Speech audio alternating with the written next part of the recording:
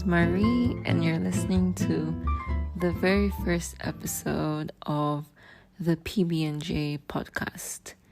So, PB&J stands for product design, banter, and journal entries.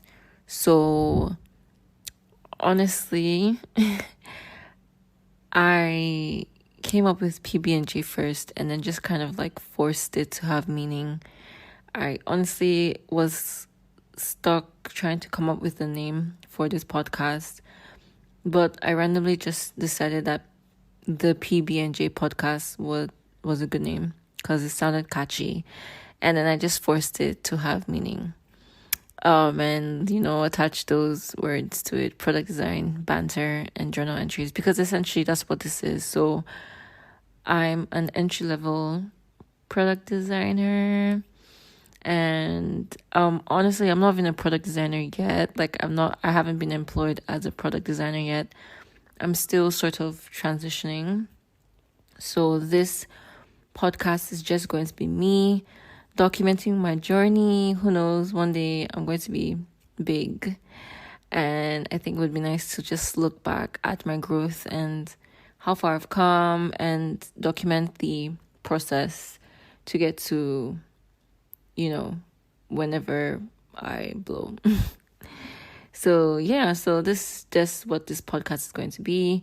I hope it's helpful to entry-level designers like myself, just so you don't necessarily feel like alone in your journey. Like, we're all in this together. And also, if you're a much more experienced designer listening in, thank you for listening in, and I hope that you reach out if you have advice. Honestly, I'm very open to that. If you have tips and tricks for me, I'm very, very open to that. Please do feel free to reach out. And so that's essentially what this podcast is. So each podcast episode will run for 20 minutes only. The reason is I was very overwhelmed coming up with this podcast idea, because I was like, what do I want to be talking about for 1 hour or 30 minutes? So I think 20 minutes is sort of like a sweet spot. And this was also inspired by Praise UX. I don't know if she still goes by Praise UX, but I was listening to her podcast 10 minutes of UX design, I think that's the title. Yeah.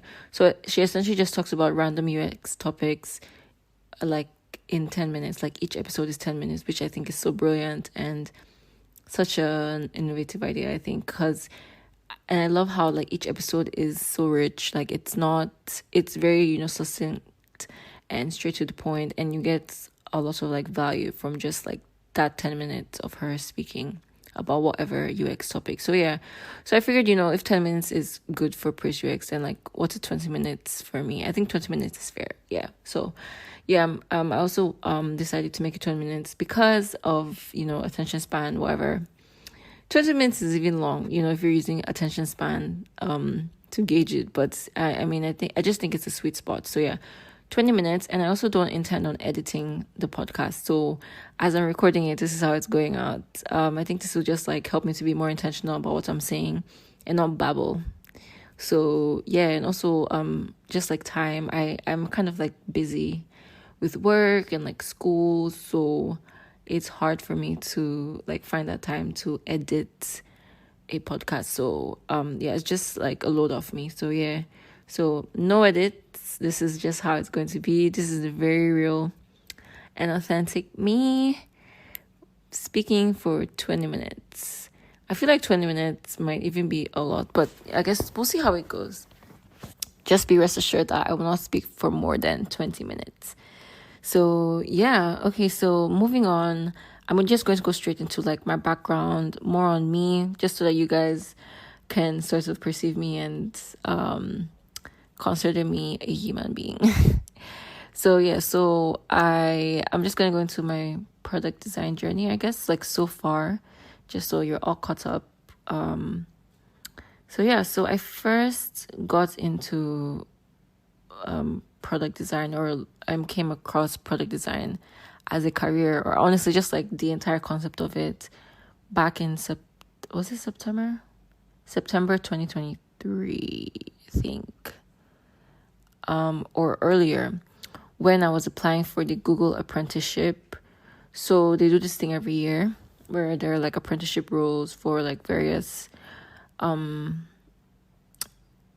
teams, I guess, at Google. So I came across the product management apprenticeship and the product design apprenticeship. So I applied for both. Initially I was like I was leaning more towards product management, but I decided to apply for product design as well. Just like, I'm into design already. I was a social media manager at the time, and I'd have to do graphic design for like social media posts, and like just naturally I think I'm like very like art inclined. Art inclined as in like I'm really crafty with my hands and I like to draw and all that. So I was like, yeah, let's give product design a try. So I decided to apply for that as well. And I even got a referral from my friend that works at Google. Honestly, I did not think I would get the role. I already kind of like prepared my mind for that, but I was just like, let me just give it a try and apply, just so I can kind of like understand what goes into the application process for these type of things. So I went ahead, got the referral from my friend, my sweet, sweet friend, Offrey. And yeah, like I wasn't really expecting much from it. I mean, like a few months later, I got rejection letters for both the product management and the product design apprenticeship roles. Fair enough. I'm even surprised I got rejection letters, to be honest. But like, it was just like an interesting experience applying. And that kind of, that was like this snowball effect, which kind of like got me to the rabbit hole of, researching on product design and everything. So I was watching YouTube videos. I was doing a lot of research, reading articles and everything. And I eventually came to the conclusion that I wanted to go into product design. Like product design was for me, and I was so excited because like, oh my gosh, like, okay, this is it. Like, this is what I'm going to do. This is what I want to do long term, so luckily for me at the time, they were taking applications for the Tech for Dev Women Techsters Fellowship program. So I applied, and at the time I was even still like, I knew I wanted to apply for product design, but I was still kind of like skeptical. I was like, do I really want to do this? Still kind of had my doubts. So I was also considering applying for the product manager learning track. So like there are various tracks. Okay, let me give a little bit more context as to what the Women Techsters Fellowship is. So it's a 6-month 1-year program. So 6 months of learning, 6 months of internship. But the internship isn't always guaranteed. So like you're guaranteed the 6 months of learning. So yeah. So it's 6 months of learning of whichever learning track you decide to go for. So there's cybersecurity, there's data analytics, whatever. Product design, product management, and a few others. So yeah, so you take on that for 6 months. It's like proper like school, like it's classes, tests, exams, the whole shebang, 10 to 2 p.m. 10 a.m. to 2 p.m. every day. Every day except for Fridays. So your classes on Fridays, you still have classes on Fridays, but on Fridays it's more for like soft skills, not necessarily like your learning track. So on Fridays I'm learning more about soft skills like communication, professionalism, all that kind of stuff. Yeah, but Mondays to Thursdays is product design classes. So yeah, so when I say school, when I refer to school now, present day, I'm referring to my Women Techsters Fellowship classes. So yeah, that's essentially what it is. It's organized by Tech for Dev, which is this huge company which is all for tech for all and everything. I will, I guess, link resources where I can. I'm not entirely sure how podcast platforms work yet, but I will link the resources so in case you guys are interested, do check them out. I think they're super cool and I love what they're doing. I'm like all for the whole tech for all vibe. So yeah, and I'm honestly really grateful for like the opportunity even to be here, because it's like something that, and it's, you know, it's free because you sort of like are applying for like scholarships, so everything is fully funded and endorsed by my, I'm not sure if everything's fully funded by Microsoft, but I know like it's sort of sponsored and endorsed by Microsoft. But yeah, so it's like great, super, really, you know, there's a lot of street cred with the Women Texters Fellowship certificates and stuff. So yeah, love that. Love the opportunity, love being here. But yeah, so that's essentially what it is. So I applied for the product design, had my doubts, was considering applying for product management learning track, but I decided to stick with product design. So when I applied, you know, it's like a whole process, the application process. I think it was like 4 stages, and one of those stages included a technical assessment. So in order to prep for the technical assessment, because I had like zero knowledge in product design, I was doing, you know, more like research and like just studying more about product design. I even messaged like my friend that's a product design Darren. So like I was just messaging her about it, and she kind of just like let me know a little bit here and there. She even helped me prep for the technical assessment. So yeah, I also watched YouTube videos, lots of YouTube videos. And yeah, I passed the technical assessment, got in for the Women Texters Fellowship, which started in October, and it ends, I think, October 2023. That's when we started, and it ends April, I think. And then yeah, from there you're supposed to get an internship, but it's not always guaranteed, so they advise you to like apply before then. So yeah, so like that's currently what I'm doing. I'm currently in school, product design school, in quotes, with the Women Texters Fellowship program. So yeah, so part of the graduation requirements is taking third-party certification. So you have to, apart from the certification you're getting from Women Texters, you're also supposed to take on 2 other third-party courses in anything, as long as it's related to your field, then you're good to go. So I've taken one from Simply Learn, which was on graphic design, sort of. And then I also took a Udemy course on Figma. So I took a Figma course on Udemy. So I have those 2 certifications in the bag.